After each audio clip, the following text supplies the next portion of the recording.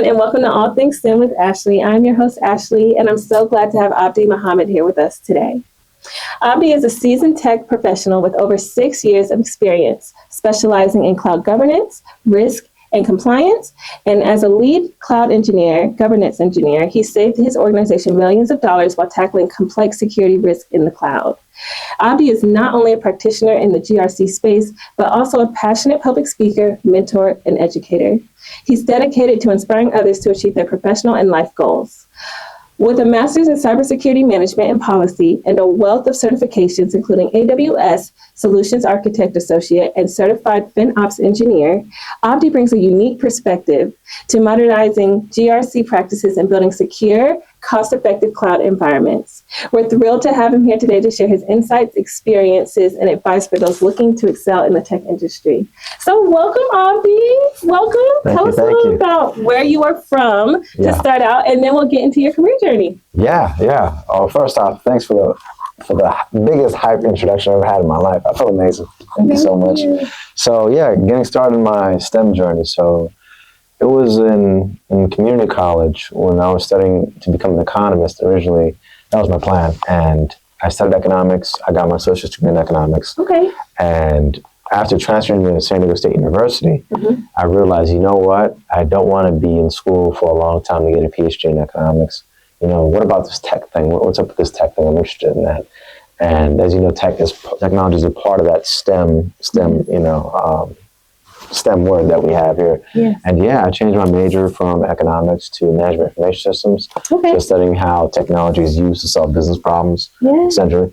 And I was fortunate enough to meet a lot of talented Black professionals, talented professionals from all walks of life, while my time at university. And that kind of inspired my STEM journey. I love that, Abdie. Thank you for that. Yeah. So can you tell us about any role models or mentors that you had? Can you start us from what made you pick the type of engineering you studied? I know you said you have went to San Diego State after transferring and all of that, but what specifically was I want this major and why? What motivated that? That's a great question. So I studied management information systems. So it's not quote unquote considered an engineering discipline. Right. It's like computer engineering. However, management information systems, it really taught me the importance of using technology to solve business problems. So I would say, for me, when I realized, because I had an economics major, I had an economics associate's degree, I didn't want to start all the way back to computer science. Right. So I was like, all right, I already have most of the classes for the MIS major. Why not just change to MIS? So taking business classes as well as technical courses together. I love that. I'm not sure if I answered your question. That is. All right, cool. That's good. This is really great because it lets people know how you can pivot and navigate and still be successful in STEM, even if you don't particularly study that in school. And it shows how you're super successful in your field and you made it. The journey's not always linear. But you can make it. Well, so I love that. Thank you. And I didn't even know. So all my guests I know, but I learn about them as I interview them, just so y'all know. So I'm learning about Abdie as you all do. And so that's super cool. I learned about the economics thing today. That's cool. So were there any challenges you faced growing up while pursuing your degree or navigating into the STEM pathway? Were there any challenges you had along the way to get to where you are today? Yeah, that's a great question. So during my time in undergrad, there were quite a few challenges. One of the challenges that I had was I had a lot of self-doubt in undergrad because, growing up, I didn't really see a lot of tech professionals that looked like me. And, if you were quote unquote smart, you were called a nerd. It wasn't cool to be smart. Right. It wasn't cool to be, very competent in reading, writing, math, etc. So for me, one of the biggest struggles in undergrad was kind of breaking out of that mold and understanding that, I have this false narrative that I'm incompetent at these things, but really I just haven't been applying myself. Right. So, for me, a big hurdle was changing my identity. Instead of saying hey, I'm not good at math, or I'm not good at writing papers, or I'm not good at STEM. I told myself, hey, I'm not good yet, and I can get good. So with a lot of help, with a lot of tutoring, with a lot of reading, writing, etc. We did make it happen. But I would say that one of the biggest hurdles during undergrad for me was having that identity shift. Yeah. Yeah. Thank you, Abdi. That's super, super great that you got to share that. What is one particular project or accomplishment that you are particularly proud of in your STEM career? Okay. Proud. Yeah. Like, what is one of your hugest STEM accomplishments? It could be graduating with your master's. Yeah. It can be anything you want it to be. It can be a project where you resolved what the customer needed, the stakeholders were happy, or something that even broadened your horizons that you're really excited about. That's like one of your top accomplishments. Yeah, I would say one of my biggest accomplishments, amongst everything else that I want to talk about, I would say the biggest one for me was when I got into an engineering leadership development program at the company I currently work for. Mm-hmm. And to be honest, I didn't think I got in. I didn't think I was qualified. Right. Looking at all these qualified engineers, knowing that there's hundreds of engineers that apply, like over 300 engineers apply at a time, or maybe 400. Yeah. And only roughly about less than 25, if that, and get in. Yes. So, you do the math, right? 25 out of 300. That's not a lot of people that are getting into that leadership development program. Right. So when I did get in, I think that was one of the biggest accomplishments I had because it reaffirmed that I am doing the right things to develop myself as a leader. Yes. Otherwise, I would not have been chosen to be a part of such an impactful program. I love that. And he was one of like 2 minority males in the program. Yeah. So wasn't that many of us. It was not that many. So it was a huge, major accomplishment. Like you said, I was in that group with him, and it was 23 of us out there. 23. So out of 4 different locations, they picked 23 out of all of those. And at the time, the managers told us that was the most people that had applied in the history of the program that they had seen. And it was the beginning of the pandemic. So a lot was going on. So like you said, it was super great accomplishment for you getting in that. And that's how we met, just a small tidbit. That's how we met, and we kept in touch, and we're great. And like I said, today I'm learning about him as you are, and I asked him to be a guest because he has such an amazing story and so many gems of knowledge that I feel like all of us can apply in our different journeys. So thank you for that. So how have women in STEM impacted your journey to where you are today? Oh, wow. That's a loaded question. Okay. How have women impacted my STEM journey? Okay. Mm-hmm. So I would say there are a few women I'd like to give a shout out to on my STEM journey. So early on, when I was a young child, I was fortunate to have an older sister, and she, well, I still have her. She's still alive. But I had an older sister. Oh, God. Oh, man, she's going to kill me when she sees this video. But, yeah, fortunately, my older sister, she pretty much set the standard of what does it mean to achieve in education. Mm-hmm. And, she set standards really high in the household as far as studying. What does it mean to be a student? What does it mean to be a high-performing student, a good, effective student? So that inspired my journey to go to college, because seeing my older sister go to college, and my older cousins who happen to be women also go to college and pursue their interests in different fields. And then, that played a pivotal role. I mean, my mom, she definitely played a pivotal role in my STEM journey. She inspired me a lot. Growing up, my mom, she woke up at the same time. Till this day, she wakes up at the same time every day. It doesn't matter what time she slept. She wakes up at like 4-ish.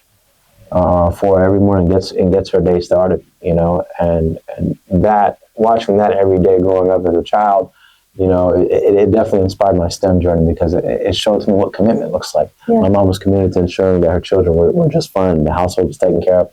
So she would wake up early in the morning all the time. And the third person I'd like to give a shout out to, and there's plenty of women in my life that have done phenomenal things for me. Yeah. But the third person I'd give a shout out to is one of my current mentors. Her name is Alexis Robinson. She works at a big tech company. She's a director there. Yeah. And, she has helped me so much, in my development. Mm-hmm. And, just seeing what she's done on the global stages, and her commitment to being a great mom, as well as being a great, engineer by practice. Mm-hmm. That's been really inspiring. I've known her for 3 years, and she still plays a pivotal role today. Mm-hmm. And I'll give one more shout out. Yeah. There was this, I've had a few promotions in my career, and my biggest promotion I've got to senior engineer actually came from a woman. That's good. And she was one of the kindest and the coolest managers I ever had. And she taught me a lot about what it means to be an empathetic yet effective leader. sometimes people think kindness can be weakness. Yeah. But I think real great leaders, they not only inspire you, but that kindness also pushes you to do more. Right. You know, I can't let my manager down. They looked out for me, and now I got to look out for them, and I got to look out for the team. I love that. Yeah, women have played a pivotal role in my STEM career, and they still play a pivotal role in my STEM career, my STEM journey. So shout out to all the women in STEM who are doing big things. Thank you, Abdi. So next I want to talk about what is the best piece of career advice that you've ever received and how it shaped your path. Best piece of career advice. The best piece of career advice that I got. That's so tough. That is so tough. Well, you can name two pieces if you want. There's so much great advice I've been given. Good God. All right. Best piece of advice. I would say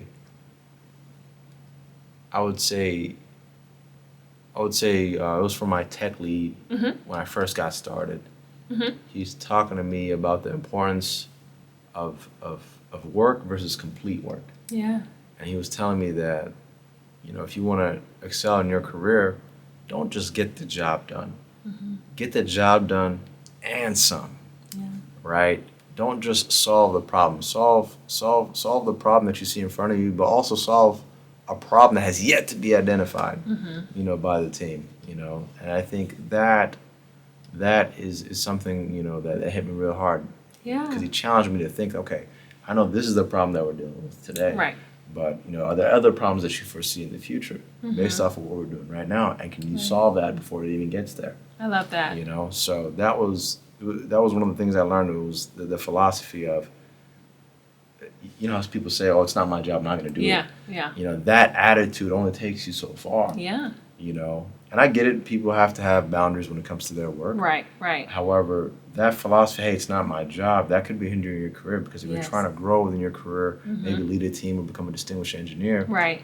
You can't just be good at your practice. You can't just be good, let's just say, software engineer. You got to be good at other things to be a distinguished software engineer. Exactly. You're not just good at software at that point. Yeah. You're good at a bunch of other things. You're good at security. You're good at cloud. You're good at hardware. You know, that's what it means to be at the top level within your field. So, you know, it was such a valuable lesson because I was doing.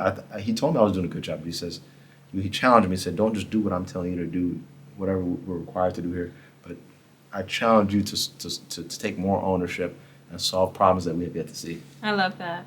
Thank you, Abdi. That's such a great tip. So many great tips. Every guest has such great things to say, and that's why, of course, I invited them here. But it's just great things to learn because if you don't have someone to mentor you or show you, you don't know until you learn by trial and error. So it's good to have those people that will pour into you, that will see, hey, you have great potential if you can just work on this. Exactly. You know? So thank you for sharing that.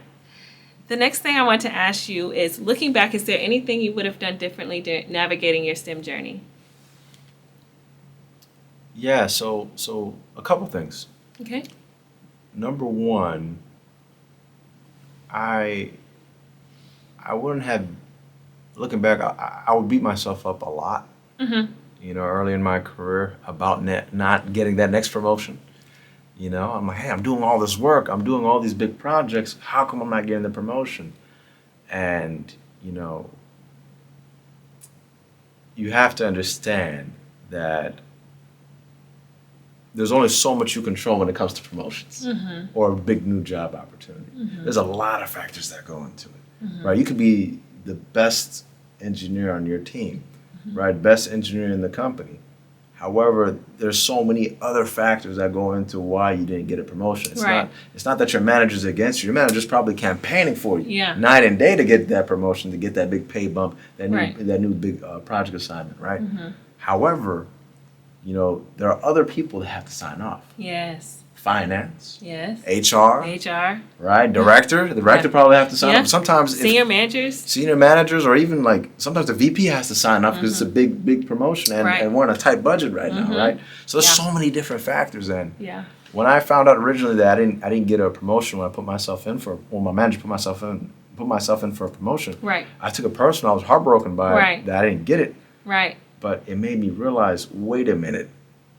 that's me focusing on things that I can't control. Right. If my manager says, "Hey, you're doing great work. Keep up the great work." Yeah. Right. If my teammates are saying, "Hey, you're doing great work. Keep up the great work." Right. You know, and there are other teams saying the same thing. Yes.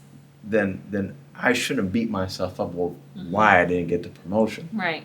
I didn't get the promotion because there are factors outside of my control. I can't Absolutely. just tell HR you should give me the Yeah. promotion. No, Yeah. that's just not how it works, right? Yeah. So it's one of those things, realizing that you put your best foot forward and let the man upstairs take care of the rest. I love that. That is super great. Great knowledge.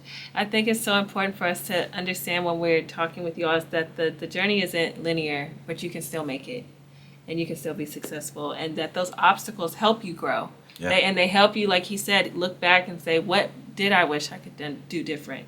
So thank you for sharing that, Abdie.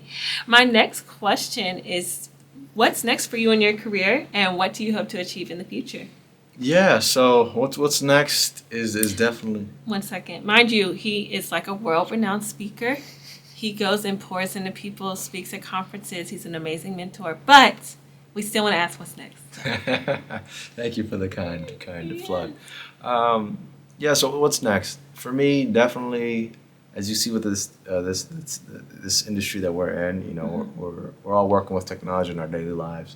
So for me, what's next is doing a lot more learning in the AI space. Yes. You know, figuring out, you know, what risks come with those tools, understanding, you know, what cost risks, what security risks, what operational risks come with these tools, these you know, the AI agents, the machine learning, all that, all these buzzwords. I don't know nothing about AI. I'm still learning this stuff. I was just about to ask you. Tell us something about it. But yeah, I would say for me, definitely, you know, evolving into that domain. Yeah. As you know, in the near future, hopefully an expert in that space who understands the risks, the cost risks, the operational risks, and security risks of this technology. Because with every new technology that a business adopts or that we adopt, there's inherent risk with it. So hopefully, you know, for me, I want to be that person who's an advisor to organizations on how to properly use these technologies, you know, in a safe way, yet not compromising the success of the business. I love so that. that's pretty big for me. And what's next is continuing to read a lot more books. Yeah. And building my leadership skills, and eventually, you know, getting into the leadership consulting space. I love that, Abdie. We look forward to seeing you accomplish all your dreams and goals. Can you explain to us a little bit about what cloud engineers do? Right. So cloud engineering looks a little different depending on the organization and the role. In my role specifically, I help the organization build applications in AWS. And I use, you know, programming skills as well as networking skills as well as security skills. So different technical skills, but ultimately a cloud engineer, their job is to build things in the cloud. Build things using IT resources in the cloud. And for me, I do a lot of cloud governance engineering, so making sure that risks are properly addressed, such as cost risks in the cloud, making sure, you know, engineering teams understand the compliance risks that exist, the data sensitivity risks that exist, and really educating them and making sure that they're using the tools necessary to have a successful application in the cloud. Thank you, Abdie, for that.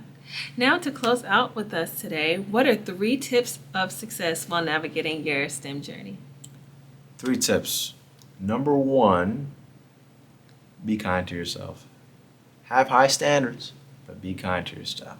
I think, you know, sometimes when you consider yourself a high performer or you're aspiring to be a high performer, we tend to critique ourselves to a fault. Granted, we should be able to take criticism. Sometimes a little bit of self-criticism is good. You got to hold yourself accountable, right? That being said, sometimes we beat ourselves up too much. Yes. Right? And you have to ask yourself, this criticism that I'm giving myself right now, the way I'm talking to myself right now, would I talk that same way to a friend? Right. If you wouldn't do that to a friend, then why are you talking to yourself Right. like that? Yeah. Right? So definitely, you know, I would say that, you know, be kind to yourself. Number 2, understand that the most successful careers are not measured in a couple years. They're not measured in 5 years, not measured in 10 years. They're measured over decades, 20, 30, 40 years, right? I've been fortunate to meet a lot of practitioners in the tech space who have been in this game for a long, long time. And I have noticed a consistent trend that the most successful individuals, they operate at a high level over a long period of time. So it ties into my first point. Don't beat yourself up and understand that, where you're trying to get to might take you a little longer, right? And that's okay. Yes. We're on social media. I'm on social media. Ashley, you're on social media. Everybody, if you're on social media, you understand that it feels like at times like, wow, how come I'm not further ahead than I actually am, Yeah. And we have to remind ourselves, well, success is not, it's not microwave. It's not. It's slow cooked. Yeah. It's slow Yeah. cooked. It's not microwaved. Yeah. And real success, not the success where, you got lucky, you hit the lotto. No, I'm talking about success like over a long period of time. It's slow cooked. So understand it's going to take time. Yes. Firm foundation. Yeah. Foundation's everything. And then number 3, I learned this from Jim Rohn, and he's one of the coolest speakers, greatest speakers on the planet. Some people consider him the father of self-development or leadership development. Really? Yeah, he's been around for a long time. I mean, he passed away back in 2009, but my gosh. he's still he's. Are you familiar with Tony Robbins? No. Tony Robbins. Okay, all right. We'll put that in the show notes so people Yeah. can look him up. So if you know Tony Robbins, then Tony Robbins is like the greatest leadership development or public speaker one of the greatest public speakers that are alive right now. Or Les Brown. You know Les Brown? No, Les Brown. All right. He's really So, showing me out right now, guys. For those of you who know Les Brown, this was Les Brown's like mentor, right? Okay. So Jim Rohn is a legend, and what I want to close this out with, one of the greatest quotes that Jim Rohn has, is that do what you can, and do the best you can. With the little that you have, do what you can, and put your best foot forward. Do the best you can, right? Because we obsess at times, over what we don't have, right? For example, I can't bench 300 pounds right now. I can't. Yet. Yet. Yet. That's the key word. Yet, right? But what I can do, you know what? Maybe I can hit 200. All right, so I'm going to do the best I can. I'm going to hit 200. Right. And I'm going to add a couple more pounds. Yeah. And I'm going to add a couple more pounds. Right? Yeah. I'm going to do what I can. I'm going to do the best I can. Right. Right? If I try to hit some push-ups right now, I can get, let's say I get 30 in, right? In a row, not stopping. All right? And the goal is to get 100. Well, guess what I'm going to do? I'm going to stop at 30, take a quick break, and I'm going to get back to it. Right. Right? I'm going to do what I can. And I'm going to do the best I can. Right. Right? So with little that you have, you can make something work. I love that. Thank you, Abdi. So, Abdi, I know you have a lot of certifications, including with AWS and things like that. How did you seek out your professional development? What motivated you? How do you find these programs? How do you apply to them? Are there any tips you could give our audience for that are interested in certifications so that they can get them as you have? Yeah, so when it comes to certifications, I think certifications are great. I would say don't obsess over the certifications as if like, hey, if I get this certification, it's going to give me X. What you should obsess more about is the person you're becoming and the skills you're developing along the way. Yeah. For example, for me, certifications, what they do for me is they keep me accountable to my learning. Okay. Hey, I got that exam booked in 3 months. If I don't pick up the book, I'm for sure going to fail that exam. Right. And that certification is not cheap. These certifications cost money. Yeah. And I don't know about y'all, but I don't have money to blow. Right. I don't. Right. So, I would say with certifications, they help me a lot with holding myself accountable to my learning. I would say that when it comes to certifications, understand that there's a high likelihood that your company will compensate you for those certifications, as in they'll pay for it, right? But I would say don't always bank on your company to pay for it. You got to invest in your own education because that's your investment for the future. Right. Now, how do you find these certifications? Do you just Google it? Right. What do you do? Right. So to find certifications, definitely, like picking the right certification, right?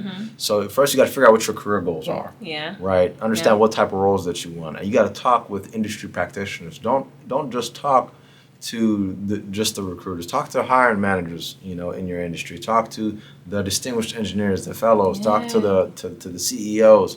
Ask, hey, what skills are you looking for, right? And what are the credentials are you looking for, right? Certs, I don't think certs make or break you. Right. However, they're a great way, right? Like anything else, right? Just like a degree, they're a great way to showcase that you're committed to your continuous education and your self-development. Right. Thank you, Abdi, for that. Thank you. Thank you so much, Abdi, for coming on the show today. I hope everyone learned a lot of great gems and knowledge for success and tools on navigating your career journey. We thank you for being here today on All Things STEM with Ashley. Please like and subscribe and look out for our next video. Bye.